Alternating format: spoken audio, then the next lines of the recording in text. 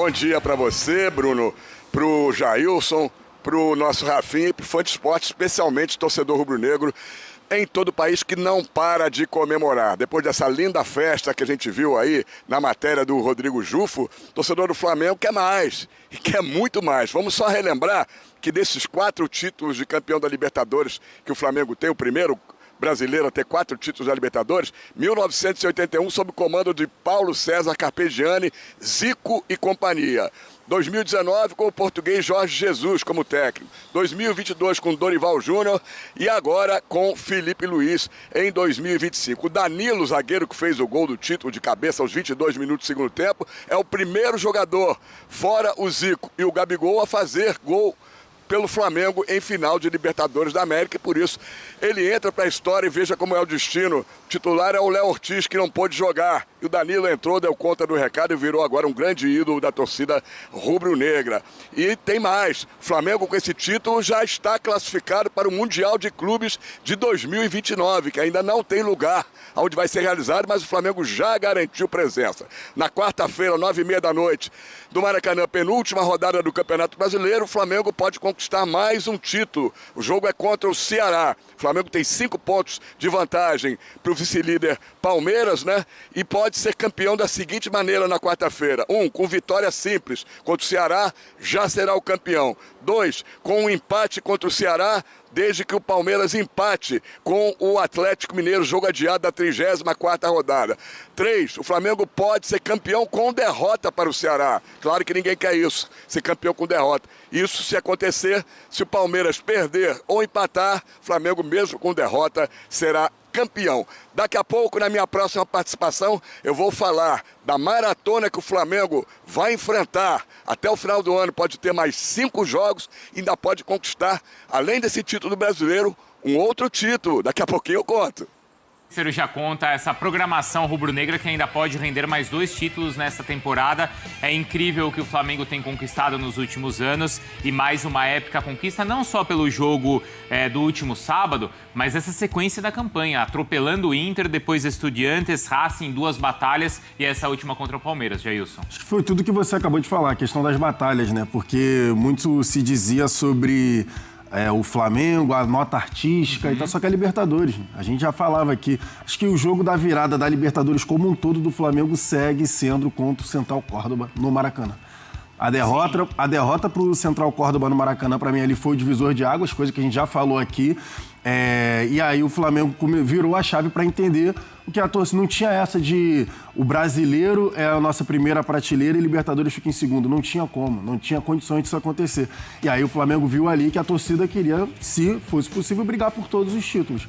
E ali, para mim, rola a virada de chave, até que influencia no mercado, que o Flamengo vai fazer na metade do ano. E aí depois vieram as batalhas, sim, contra o Inter, que eu sempre vou lembrar, quem saiu comemorando no primeiro jogo foi a torcida do Internacional, não foi a torcida do Flamengo.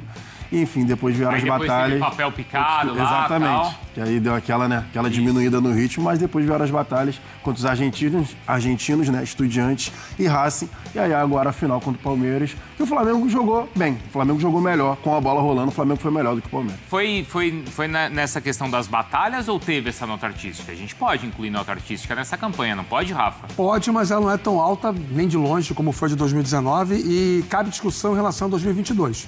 É porque o time de 22 do Flamengo não tocou o coração do torcedor, apesar de ter sido campeão invicto. Convenhamos, ser campeão invicto da Libertadores não é pouca coisa. Mas, sentimentalmente, essa equipe de 25 certamente vai ocupar uma prateleira mais nobre nesse ranking em comparação ao time de 22. E cito até o de 21, que perde a final para o Palmeiras, mas vai atropelando todo mundo nas fases anteriores. Aquele Flamengo do Renato Gaúcho era avassalador. Bom, esse atual é melhor. Tem uma nota artística que eu acho que pode ser colocada aí para 8,5. Acho que não seria nada absurdo do ponto de vista da campanha como um todo. Acho que poderia ter feito jogos melhores, principalmente como visitante. O Flamengo não teve esse bom comportamento, foi um ótimo mandante e alcançou a meta. Dizem que Libertadores não se joga, se ganha. E o Flamengo ganhou e tem todo o mérito para isso. E pela quarta vez, então, em sua história, o primeiro tetra aqui do futebol brasileiro é o que a gente tem destacado e a gente vai continuar destacando nessa edição do Sport Center. Já tem mais o Flamengo, tem um material bem interessante sobre a decisão do Data ESPN. Matheus Carreira vai estar aqui, viu, Jailson? E vai mostrar pra gente a importância do Varela. Ele foi demais. Pra mim, ele e Carrascal foram os melhores, então. Concordo, mas o Data desenha Claro. isso pra gente, tá? E a gente vai poder conversar bastante. Agora tá sacramentado, comemorado. O Rio de Janeiro virou uma festa só. Muita adrenalina pra torcida, que viveu toda a campanha da Libertadores, chegando ao final com o título, com essa taça tão cobiçada. E eu começo com você, Ronaldão, porque o jogo tem um lance que é capital, o lance do Pulgar, em que ele ganha um amarelo e não um vermelho. E esse cartão é reclamado e muito pelo Palmeiras. Mas, independentemente disso, que é super importante, o Flamengo foi melhor no jogo. E uma reflexão assim rapidinho, né, dos times cariocas, né? O Vasco que atropelou, o próprio Fluminense que atropelou também o São Paulo. O Botafogo Agora, que empatou aqui, né? O Botafogo aqui deu um suador no Corinthians e o Mengo levou essa taça. Quer dizer, merecida. Foi um time que jogou, brigou unido há muitos jogos. A gente viu que teve algumas vezes que o próprio Felipe, ele ficou indeciso, mas ele não tirou a espinha dorsal do time dele para jogar. A gente questionou isso aí, mas ele não destravou o time dele. Então ele foi firme no pensamento que ele teve. Um time também buscando. O Danilo mereceu esse gol, porque ele, para fazer, teve que subir no 8º andar para cabecear essa bola. Então foi um time que buscou com muita força e com muitos problemas também. Fala-se muito de dinheiro, né? Quando você monta uma equipe, e isso é bom, traz qualidade. Mas quando você não consegue fazer um grupo forte, não adianta, tudo aquele planejamento. E ainda sem o principal atacante, que é o Pedro, né? Então, que é o goleador, o Pedro na reta final fora. E o Flamengo encontrou um coletivo muito forte. É isso. Quando o Léo Ortiz não pôde jogar por questões físicas, quem esteve lá foi o Danilo e definiu o título. Então, é isso que é elenco. Não é só ter 11 titulares, ter um time forte. Você precisa de um elenco para, caso você perca algum jogador, você tem alguém ali para substituir. Cicinho, de qualquer maneira, não foi aquele jogo fácil, tranquilo, com goleada. Foi um placar magro, mas que valeu o tetracampeonato da Libertadores. O objetivo conquistado, né, Renata? O Flamengo, independente de ganhar de 0-0, o que importa é o título. Então, assim, o Flamengo jogou o futebol dele.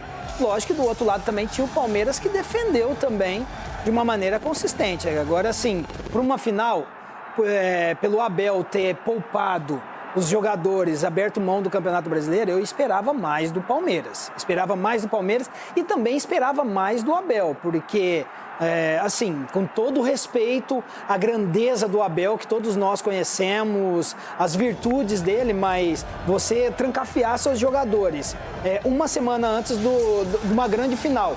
E na final você tá perdendo, você não tem nenhum repertório, você continuar com o mesmo repertório de bola na área, de zagueiro indo para a área, tentando um bumba meu boi aí, como fala. Então, assim, achei muito pobre o repertório do Palmeiras para essa final. Poderia ter forçado um pouquinho mais o Flamengo e talvez teria até conseguido o empate. E por que não a virada?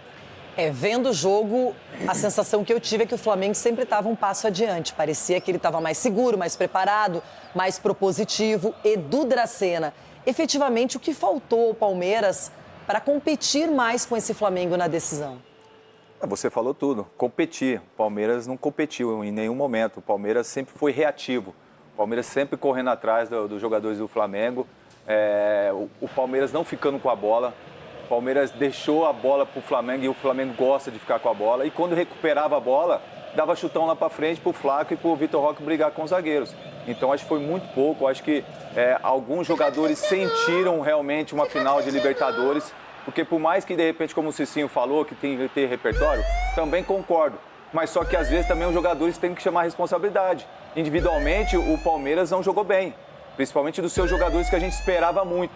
Né? Tanto o Flaco Lopes, como o Vitor Roque. Então, o Rafael Veiga. Esses jogadores tinham que chamar a responsabilidade. Mas a gente entende também que, do outro lado, tem um time muito bem armado pelo Felipe Luiz. E que soube jogar de uma forma inteligente. E é aquela coisa que a gente sempre fala. Uma final de campeonato é decidida em detalhes. E o detalhe foi numa bola parada, que aí se você deixa um dos zagueiros que cabeceia muito bem, sozinho, e aí o cara sobe sozinho e ninguém conseguiu atacar a bola para tirar. Então acho que depois que o Palmeiras toma o gol, aí sim quis jogar, aí depois quis jogar a bola na área. O Danilo tira uma bola ali quase dentro do gol. Então acho que foi muito pouco realmente. Eu acho que o Palmeiras mereceu estar na final, mas não mereceu ser campeão da Libertadores.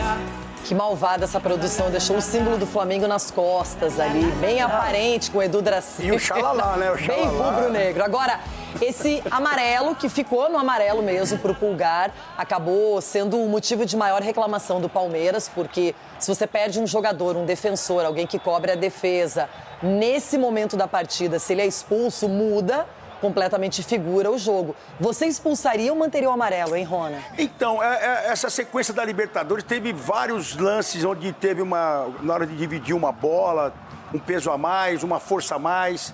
E dependendo do juiz, aquele critério do juiz, né? Muitas vezes... Não, para que critério? Isso está na regra. É regra. Mas só que ninguém apita isso aí. Teve lance aqui que o Gomes pisou na canela do jogador também, não aconteceu nada.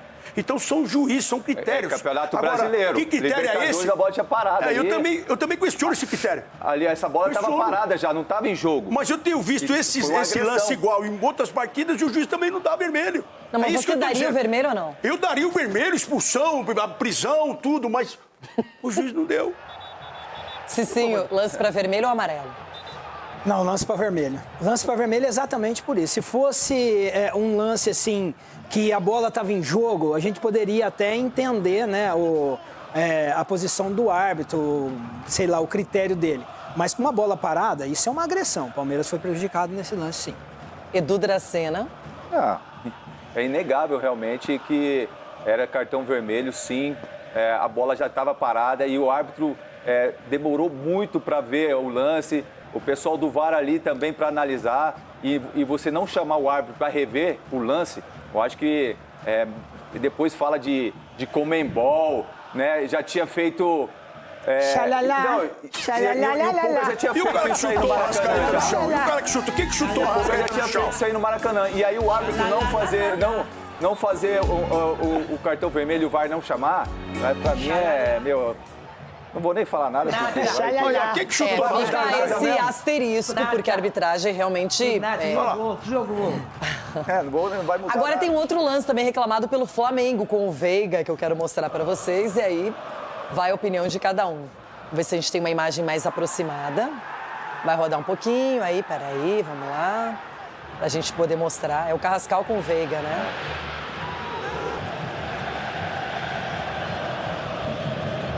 Eita! Aí. Tá vendo? É o critério do juizão, isso aí. Esse foi o primeiro amarelo do jogo, né? Foi pro Veiga. Olha lá, olha o critério dele. Por isso que eu questiono aqui. Eu já teria expulsado os dois, né? Mas ele não expulsou nenhum, ele só amarelou. Critério. Eu não entendo. Esse pra mim era amarelo. Era o quê? Cartão amarelo, raspa. Ele raspou a canela. raspadinha Agora, na se ele praia. pega realmente na canela, aí sim é vermelho. Mas como A ele questão é a raspou, seguinte, sei lá, canela, agora, sei lá, agora vamos analisar o lance. Olha lá. Olha a altura do pé do Rafael Veiga. Qual que é a possibilidade dele estar visando a bola? Entendeu? É isso daí que o árbitro também tem que analisar. Ele, em momento algum, ele está visando a bola. Ele está visando um contato. Seja ela passar a perna por então, cima e proteger. Exatamente. Então, o grande risco, o árbitro também, ele analisa esses lances. Se ele tivesse acertado, era vermelho certo. Exatamente. A arbitragem, geralmente, ela vê o resultado, né? A consequência. Como ele acerta o chão mesmo, o gramado, então... Por isso que eu imagino que foi o amarelo. Mas se ele tivesse acertado direto, era vermelho. Claro, não tenha dúvida também. Olha a altura do pé dele. Então, assim, ele não visou em momento algum a bola. Mas aí, para amarelo. Mas se expulsasse também, não seria nada de outro mundo. Muito bem, agora a gente vai acompanhar a festa no Rio de Janeiro. Aliás, Felipe Luiz vive um início de trajetória simplesmente avassalador no comando do Flamengo. Assumindo o cargo em outubro, após a saída de Tite, o ex-lateral rapidamente transformou o ambiente rubro-negro e empilhou taças em ritmo acelerado. Mesmo com pouco tempo de trabalho, o treinador mostrou enorme capacidade de conduzir o elenco e recolocou o clube no caminho das grandes conquistas. Desde sua chegada, o Mengão conquistou nada menos que 4 títulos: a Copa do Brasil, a Libertadores, a Supercopa do Brasil e o Campeonato Carioca. A equipe retomou o protagonismo, voltou a apresentar um futebol competitivo e decisivo e agora está a apenas uma vitória de levantar o Brasileirão, o que representaria a 5ª taça sob seu comando em uma única temporada. O impacto imediato chama a atenção não apenas pela quantidade de títulos, mas também pela forma como o Flamengo voltou a se impor nos jogos grandes. Filipe Luís encontrou soluções rápidas, recuperou o desempenho de peças importantes e elevou o nível de competitividade de um elenco acostumado a decisões. A resposta dos jogadores ao novo comandante também ajuda a lhe explicar a arrancada rubro-negra. Caso confirme o título brasileiro, Filipe Luís chegará a 5 conquistas em poucos meses, ficando a apenas 5 títulos de igualar Abel Ferreira, técnico do Palmeiras que acumula 10 troféus em 5 anos de trabalho no clube paulista. A comparação evidencia a intensidade e a velocidade com que o treinador rubro-negro tem construído sua trajetória. Além disso, vale lembrar que no último sábado, o Flamengo venceu o Palmeiras por 1-0 em Lima e conquistou o tetracampeonato da Libertadores. A vitória marcou mais um capítulo da rivalidade recente entre os dois gigantes do futebol brasileiro e reforçou a confiança no trabalho de Filipe Luís em jogos de altíssima pressão. O desempenho nos mata-matas é um dos grandes trunfos do treinador.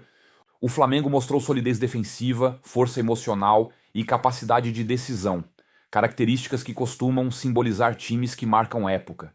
Filipe Luís, que viveu grandes conquistas como jogador, parece ter levado sua leitura tática e experiência de vestiário diretamente para a função de técnico. Com a possibilidade real de fechar a temporada com 5 títulos, Filipe Luís já transformou o próprio nome em tema de discussão sobre continuidade e legado no Flamengo. Se mantiver esse ritmo e seguir acumulando conquistas, o ex-lateral tem tudo para entrar definitivamente no panteão dos maiores treinadores da história do clube.